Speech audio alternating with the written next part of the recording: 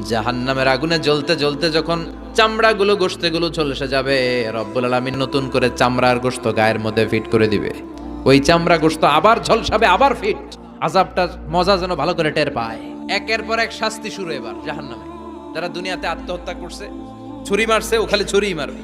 বিষ খাইছে, খালি বিষ খাবে। যে মেয়েগুলো ওড়নায় গলা পেঁচিয়ে এই আত্মহত্যা, তারা জাহান্নামের রশিতে আর ওড়নায় খালি আত্মহত্যা করতেই থাকবে।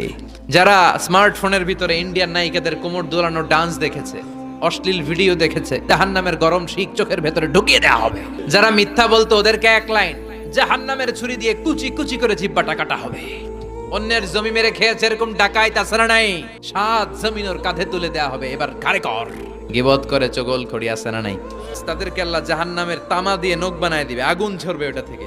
নিজেরা নিজের গালের গোশত আর বুকের গোশত টেনে কুড়ে কুড়ে খাবে।